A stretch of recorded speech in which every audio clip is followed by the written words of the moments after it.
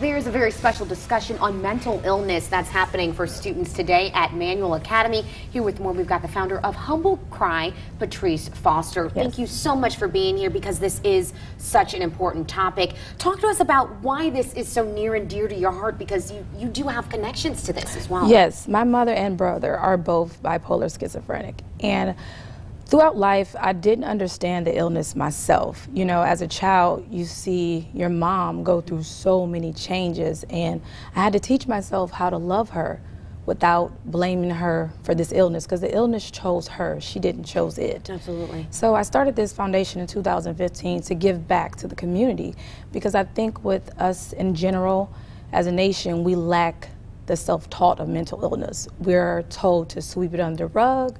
It's a behavioral problem. That's so big for people, and you're right, bringing that awareness to shed some light on it, that this is something that touches so many families across Yes. the country, in our community right here in Central Illinois, and the fact that you're able to give back to a community that you grew up in. Manual Yes. Academy is home to you as well. Yes, I graduated in 2005, and I think if I would have had some type of mental illness class in high school, or some type of class to help me register what I was feeling, I would have succeeded even more within my education, and I'll be talking about that today at the 21st Century class after school program Manual. I just want to take them through a tour of understanding their emotions.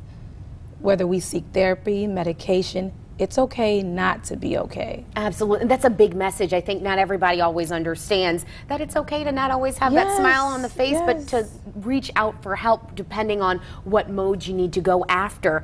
So talk to me more about, why is high school such a demographic that you wanted to target as well? As I look, and I read a lot, you know, we have so many kids committing suicide. And we're talking ages 6, 7, up into the adult life.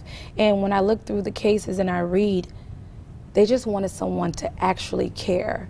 And there's a difference between, if I can tell you that I'm okay, and I give it to you, take that initiative to ask, are you really okay? Not to just overbearing. I think we mask our emotions, and then their problem is never fixed. We go on about our day.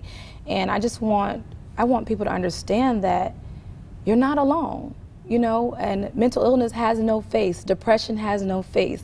You can say, hey, today, I just want to sit down. I don't want to participate. I think society has forced us to hide how we actually feel.